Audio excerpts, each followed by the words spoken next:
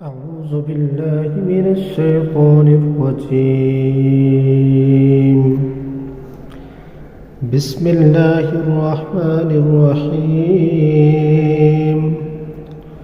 سل بني إسرائيل كم آتيناهم من آية بينة ومن يبدل نعمة الله من بعد ما جاءته فإن الله شديد العقاب.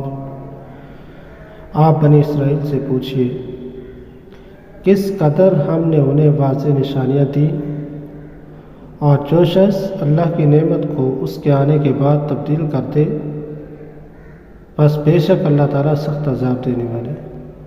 اللہم صلی علی سیدنا و مولانا محمد وعلی آل سیدنا و مولانا محمد وبارک وسلم وصلی علیہ.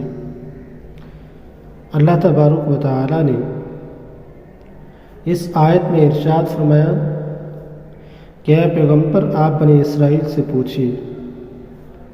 تو بنی اسرائیل سے مراد مدینہ منورہ کے یہودی لوگ ہیں کہ پیغمبر صلی اللہ علیہ وسلم کو فرمایا گیا کہ آپ ان سے پوچھئے کم آتیناہم من آیت بینہ کہ اللہ تبارک و تعالیٰ نے انہیں کس قدر یعنی ان کے آباء و اجداد کو کتنی نشانیاں کتنے انعامات در انعامات دیے، لیکن ان لوگوں نے ان انعامات کی نہ قدری کی جس کی وجہ سے پھر اللہ رب العزت کی ذات نے ان لوگوں پر عذاب نازل کیا.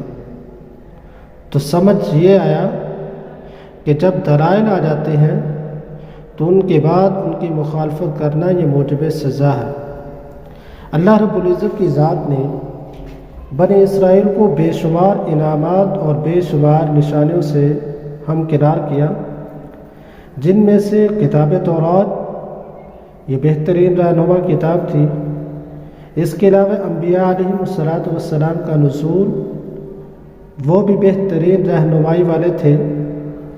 اس کے علاوہ اللہ رب العزت کی ذات نے انہیں من اور سلوہ عطا کیا، لیکن انہوں نے اس کی بھی ناشکری کی اور کہا کہ ہمیں کھیتی کا رستہ بتا دیجئے. تو اللہ رب العزت کی ذات نے پھر ان سے یہ نعمت چھین لی اور پھر انہیں کھیتی کا رستہ بتا دیا گیا. تو اللہ رب العزت کی ذات نے بنی اسرائیل لوگوں پر اتنے انعامات نازل فرمائی کہ جتنے کسی اور قوم پر انعام نازل نہیں ہوئے. تو اللہ رب العزت کی ذات نے اپنے پیغمبر کو ارشاد فرمایا کہ ان سے پوچھیں کہ ان کے آباء و اجداد کو کتنی نشانیاں دی گئی.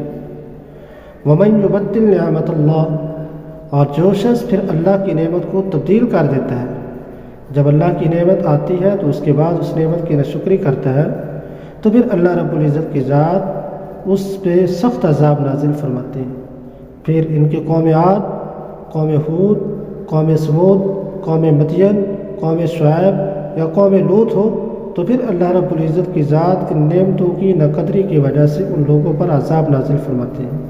کبھی چیخ کا عذاب، کبھی اللہ رب العزت کی ذات کی طرف سے خون کا عذاب، کبھی اللہ رب العزت کی ذات کی طرف سے کڑک کا عذاب، اور کئی عذابات سے پھر اللہ رب العزت کی ذات ان لوگوں پہ سزائیں اللہ رب العزت کی ذات نازل فرماتے ہیں.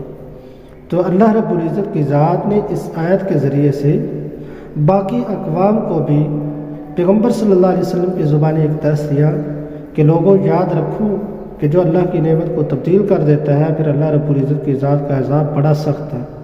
تو دعا ہے کہ اللہ رب العزت کی ذات ہم سب کو کامل ایمان نصیب فرمائے اور پیغمبر صلی اللہ علیہ وسلم کے نقش قدم پر چلائے. وآخر دعوانا الحمدللہ رب العالمین.